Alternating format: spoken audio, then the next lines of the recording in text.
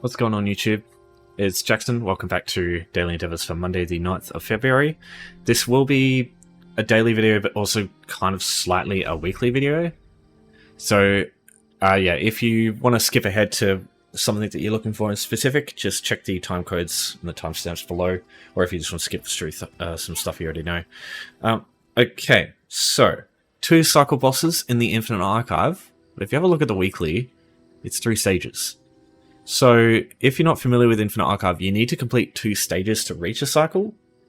So you're going to complete the weekly before you complete the daily. I'm assuming that this was meant to be the 2 cycles and the daily was supposed to be the 3 stages. I'm not sure. But based on that, I think it's worth trying to do this one option at the same time so you can get the weekly done too. That being said, the other weeklies are pretty easy anyway, so I wouldn't really stress too much about that. I would go anything but the Battlegrounds of the Guildmate. I think this is the shittiest option. It will take much longer than the other options will. Because, yeah, Battleground, the queue for a Battleground through the group finder, sometimes it can take a long time, like 20 minutes, 30 minutes, maybe even an hour, depending on which option you choose. I think the 8v8 takes longer to queue for, but the competitive one, obviously the players are better. Well, usually. So yeah, whether you want to choose that is up to you. But yeah, I just would steer well clear of this option here. Just because it's going to take so long. So crafting with any skill, great. Pickpocketing is pretty good, but you're probably going to get a bounty from this, unless you're maxed out in Leisure Domain. Stone Atronachs, it's okay if you've got DLC, if you've got Blackwood or Murkmire, but if you don't, it sucks. And then yeah, cycle bosses obviously for the weekly, I think it's a good idea. So I would go pickpocketing, cycle bosses, crafting. Because yeah, Stone Atronachs, either you look, okay, so what I've done already, I've made a proper dedicated video for Stone Atronachs. I haven't discussed everything, so what I would suggest you do is, I'll link that video in the description, and I'll also link another video in the description. It's this video here, made by Vincible, or I assume Vincible is the idea. But this goes through the Solstice options, which I don't cover in my video. So if you want to know all the options there, this is a Solstice one. The other options are DLC dungeons and yeah, Murkmire or Blackwood. I will cover the Blackwood and Murkmire option, but yeah, if you want proper understanding of the Stone Atronach options, check the description for all that stuff. One last thing, the game will be down for maintenance by the time this comes out, so it's down for 8 hours. When this video comes out, it'll last probably 6 hours afterwards. So yeah, just maybe keep an eye on that too. Okay, so starting off with crafting with any skill. I always come to Oridon and grab some bananas and apples from the pier and just cook some baked apples and banana surprise recipes using that stuff. Because yeah, you don't have to worry about stealing anything, it's all free. The only thing is the recipes will cost a bit of gold to start with. What I would advise is you check the description. In there I've got some Endeavour prep videos. One of them goes through how to just earn a bit of gold. It doesn't take very long. You don't need any skill basically. You just need to be able to press E and run around a bit. So yeah, just what you want to do is go to a chef like Hizala here, just across the way from the pier. Go down to these recipes here. You want baked apples and banana surprise. These are recipes that can be used at level 1. Basically, as soon as you start the game, you can use these. Once you've bought them, you never have to spend any gold on this option again. So when you come to the pier, you'll see this tray right here. You'll see some bananas and some apples. If that's not enough, you've got an apple basket here, and then an apple basket over here. If there's not enough stuff even then, what you can do is leave the zone and come back, and it will reset the instance here, so the tray will be full of stuff again, and the apple baskets might have stuff. Also, you can just queue for Imperial City and then come back, and it just teleports you straight back like very quickly. You can do the same thing using that, and it'll reset the area. All you do once you got that stuff is with your newfound recipes, you go to this cooking fire just here, go to food, fruit dishes, and you'll see the recipes here. So let's go ahead and craft some of that. Now, as you level up your crafting, your provisioning specifically, there'll be some passives you want to take a look at, Chef and Brewer, especially Chef. With this passive here, it increases, so for every apple that you use, you start getting 2 baked apples, 3 baked apples, 4 baked apples. This is not really important for the daily, but since Tamriel Tomes is becoming a thing soon, and I suspect there's going to be a crafting option for some of those challenges, being able to craft more stuff with those few provisioning options that you get there is probably going to help you quite a bit, because you're spending less time doing those options and more time doing others. Now, I should mention as well, you can buy an infinite source of apples and bananas from these grocers, but they are monstrously expensive, and I would never suggest going for that option there. But there is one more option I would maybe take a look at if you want to hoard a bunch of apples very quickly. What you want to do is head to Belkarth in Craglorn. If you've never been here before, use home tours. I've got a video in the description for it. Just look for Ellen in Private Arena, travel to somebody's version of that house, leave, and then go a little bit west. And you rock up in Belkarth, and you're good to go. Alright, so once you get to Craglorn in Belkarth, just travel southeast from the Wayshrine down here. There'll be a massive orchard of apples here. And there is lots and lots of apple baskets. Just be aware that they are... you have to steal them, so just make sure you do it when people aren't watching. This guy can be killed if you have Vampirism or Blade of Woe, so long as the guard's not nearby. The guard, unfortunately, you can't kill. So you can kill that guy and just get him out of the way, and then there's just one guard who runs around. So as long as you're not standing near that guy, you can just take all the apples here.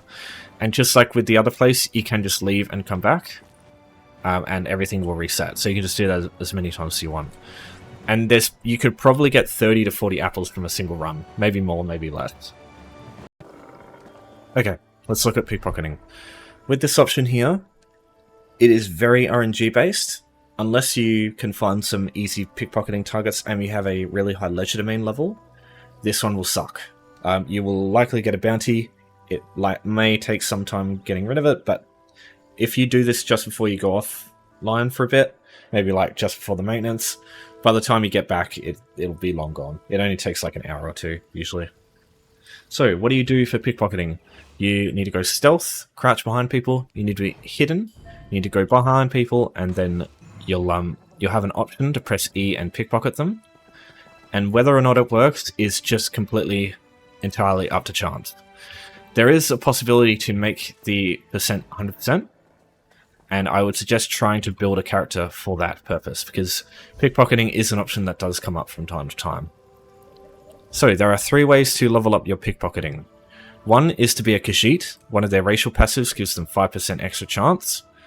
The second is through legerdemain. The Light Fingers passive increases it by a maximum of 50%. This one gets much more significant the last passive, because it goes from like 10% extra to 50%, I think. This will be most of the effect, and this will be the thing that takes ages getting. Legerdemain is a pain in the ass to level up. The only real way to level this up rapidly is to launder and sell a shit ton of items to fences, because each item sells for 1 point each in the XP bar. So just loot a shit ton of stuff that is stolen and sell it to a fence. You can only do a certain amount of items each day, though. That's mainly why this one takes so long. But grab a couple of points in Trafficker if you can, and you can speed that process up a little bit.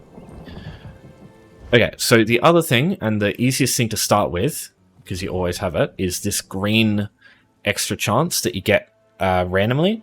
The only way to get this is just to wait. So you can see it says 100% there. So with your other passive, like with the legerdemain one, you can get it to maximum with regular people here. Okay, so if you do get a bounty and you get pulled over by the guards, you can run away. You can also clear your bounty and just like go back to normal.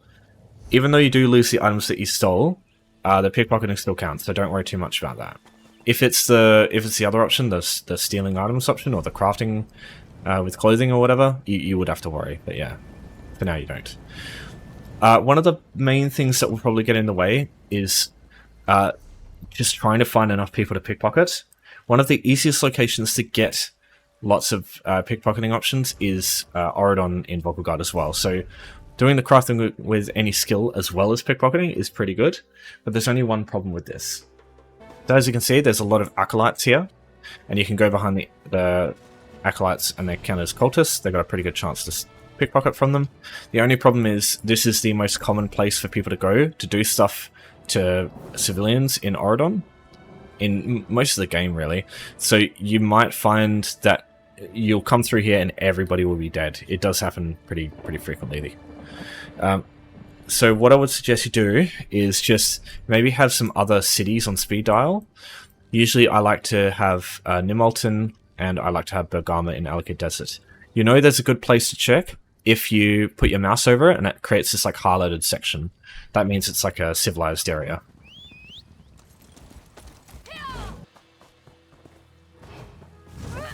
But as an example here, we've got civilians in Nimulton. I can go ahead and steal from them.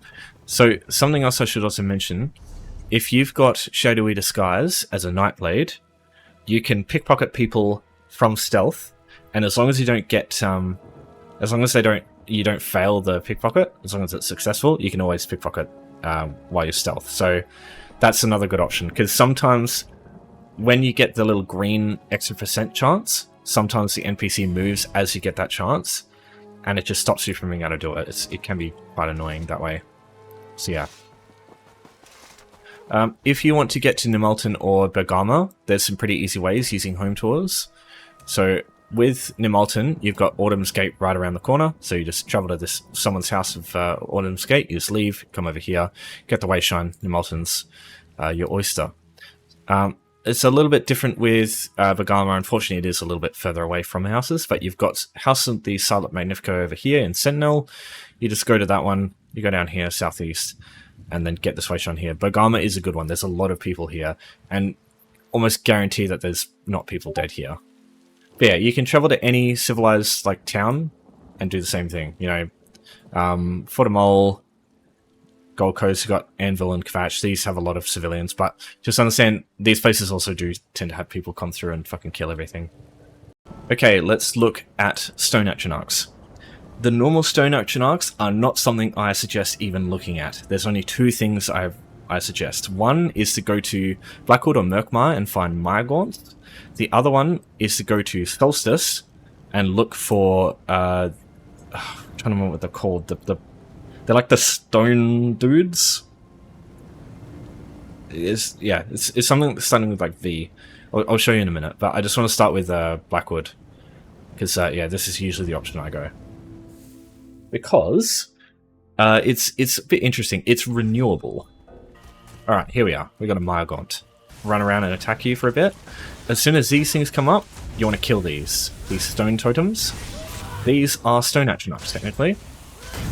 So, oh yeah, just careful, he does a lot of annoying stuff. Now you just wait. You just have yourself a bit of self-healing. He can do a couple of annoying stuff. Just circle around him, because one of his most annoying attacks is it's like a circle that travels out. If it hits you, it holds you in place. That one there, that circle, it holds you in place and deals damage. To get out of it, just roll dodge. There we go, got another one. So he always spawns 2 every time he does that. There he goes, there's a circle thing that I was saying about before. Here's another stone totem. Get that one. That's it, let's get out of here. Because here's the thing. Now that we've done the Stone Atronach endeavor, we don't need to kill him. I see a lot of people killing this guy, and the problem is, yes, you can kill him and he will respawn. It takes 5 minutes though. So what will happen is, when people kill all of those Atronachs, the Myrgaunts, you're just gonna have to sit there and wait and fuck around until it comes up. That will probably mean other players are gonna rock up and like be waiting for the same thing, and they probably don't understand that killing him is bad and just fucking compounds and gets even worse. So there are 3 Myrgaunts down here at the very southern side of the map in Blackwood. It's pretty easy to get here. I know that the Wayshine's all the way up here, but you've got a Home Tours house up here with Willow Pond Haven. Just travel there, go south, get this Wayshine. It is a bit of a trek down here, but this is probably one of the most Myrgaunt dense locations in the game. Murkmire, you've got about 4 of these things up in the northern side of the map. They're all around like these sections here. I'm sorry, it's been a while. I don't have this DLC on EU, but I did go through these options here in the video more properly, I think, in the permanent one. So yeah, again, just check that if you want. Okay, so here's the other Stone Atronach enemy type that I suggest you look at, Voskrona Guardians. So as you can see, they die very quickly, so if you can, if you see other people running around trying to kill these things, just slow down. So, finding Voskrona Guardians, you'll find a few around the Shrine of Akan over here. There is also the... where is it? The Tainted Leal. Veil of Reverie. This one here. This delve here, Tainted Leal. This one has Voskrona Guardians, as you can see here. That's probably a better option, but again, I don't really see this as a very good option just because Overland, this tends to have just players swarming all over the place. If you can, go with the Cycle Bosses option. Even though it is slower, you're not fucking around like waiting for shit to respawn. You can just jump through this one, and it also counts as the weekly. So yeah, that's my recommendation. But yeah, it's up to you. Alright, let's look at the last option, Infinite Archive for the daily and the weekly. Infinite Archive can be found here in Apocrypha. This is a base game option, even though it is located in a pay-gated zone. So just travel here when you are ready. Okay, so first things first. If you get a cycle boss and you don't want to fight them, you can use this hourglass to reset it and give you a different one. You will have to start from the beginning, but if you just want the weekly anyway, you're only going to need 3 stages, so you could just do that and skip the boss altogether. But yeah, try not to use this if you can. But yeah, hit the reset hourglass, it kicks you out of the session and completely changes everything you're going to fight. That being said, the first cycle isn't usually a problem. There is maybe 1 or 2 bosses there that can be weird, but most of them are just like pretty easy shit, like Fungogoto 1's first main boss. Like a fairly straightforward world boss, that sort of thing. This is where you need to go to start your Infinite Archive run. This will probably take you 10 minutes or so to get to 2 cycles. Probably like 6 or 7 minutes to get to stage 3 done. I wouldn't bother getting the quest unless you want to go all the way and beat the Wat, which will take another probably 20 or 30 minutes. Yeah, I don't really suggest getting to the second one. Okay, so come in with a proper damage build in here if you can. The enemies are about as tough as what you'd find in a normal dungeon. You know, most people can handle that pretty well. But you just want to make sure you have a bit of sustain. The enemies do some stuff you want to make sure you respect, like heavy attacks, interruptible abilities that do shit. So yeah, just like you would deal with in other places.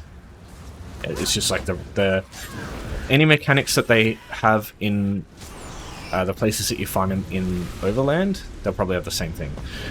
Okay, so in the third wave, you'll usually get one of these tougher enemies.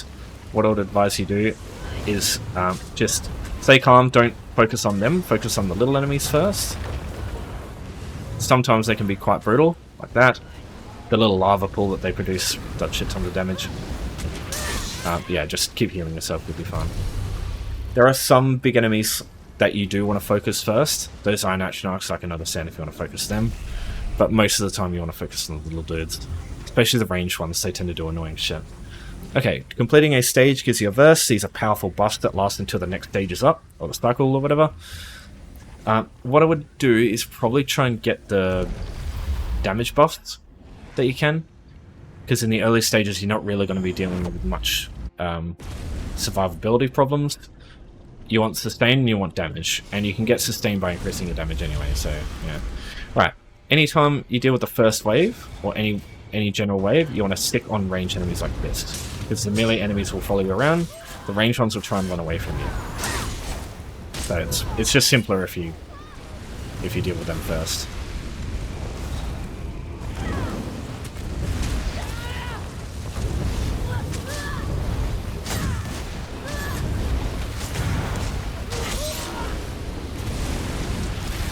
Got another big guy there, so what I'm going to do is I'm going to go straight to the range enemy over here, focus them first, interrupt that guy. I think he makes other people more tanky. I think he did something that I didn't interrupt there, I'm not sure. Alright, there we go, focus on the big guy now that he's on his own. Save my ultimate for the boss that's coming up. I am lagging a bit, so things do like look weird there, I know. Okay, Fire Orb. Here we go. This is why I want offensive versus. This thing is fucking broken. Really powerful. So, here we go. Through the portal.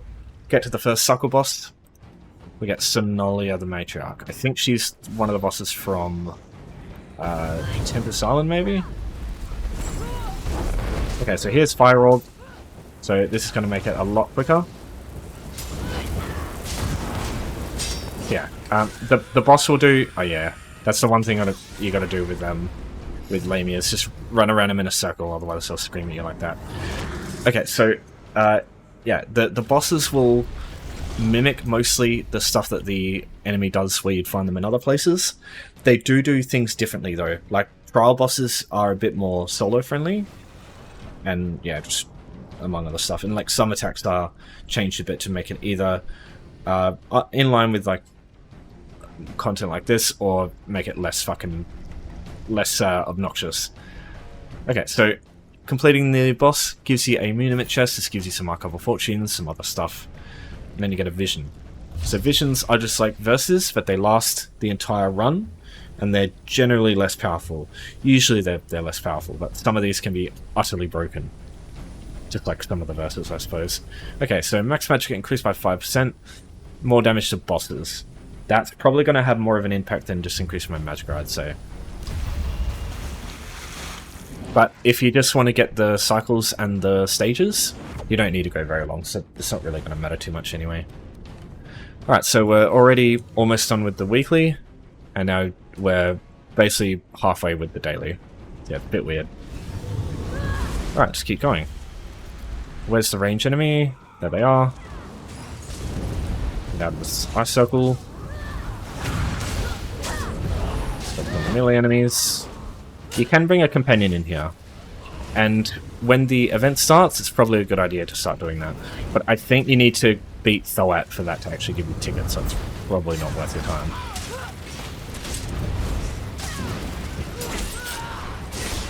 Go. Last wave, got a Centurion, got a ranged Battle Mage in the background there. Use my ultimate, because I can probably get another one by the time I get to the second cycle. Yeah. AoE everything down much quicker. Alright, there's the weekly. So, yeah, it's a bit weird. Okay, we don't have an offensive one, so we'll probably want to go... yeah, probably this one. Slow enemies down around me to kite them. And it's just a verse for a stage, so it doesn't really matter. Okay, so some of the enemies are worth just, like, respecting, like the Vanguards here. If they do a channel, interrupt them, otherwise they take a million years to kill. Okay, we've got Salamanders here, and then we've got these guys here, the Frost Imps. You can interrupt them. The other Imps can't be interrupted, they do like a long ass heavy attack that's annoying.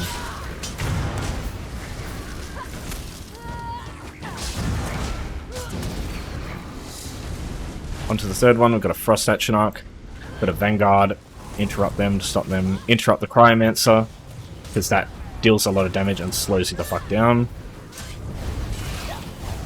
Oh, sorry, block the heavy attack. And now we just got the Frost Atro. Okay, we got our ultimate back for the boss, that's good. There we are, all done. Versus what we got. Tempest, really good. That's a synergy that you can cast that deals a shit ton of damage in a short duration. Perfect for this guy here. Okay, Celine. A little bit tough because she spawns a million fucking big ads. Well, let's see how we go. With Tempest, it should be pretty quick. I'll save it for the second half.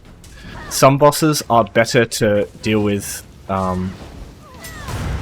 like, deal more damage during execute. The Bloodthirsty is really good there. Oh. Get that out of here. Okay. I blocked that. That was weird. Alright. I'm gonna blast her now.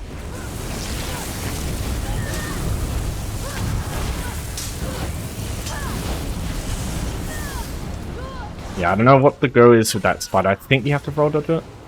Okay, here's the bear. Again, I fucking roll dodged that. Or blocked it, or got out of it. Okay. Tempest really did a lot there. And that's it. So that's your daily done. Grab the Muniment chest. Grab a vision. You don't need the vision now that you've done the second cycle. Just be a little more choosy there if you're going to keep going. If you want to end the cycle run now though, just go through the portal, through here, in the Infinite Archive Index, This will take you back out to the foyer. Just be careful not to step in the black circle when you go to the next stage. But this will take you back outside. So this takes you to wherever you came in from Away Shrine.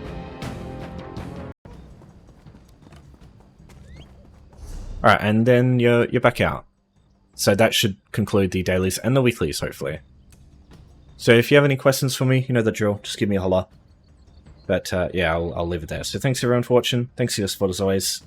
Have a good one. I'll see you next time.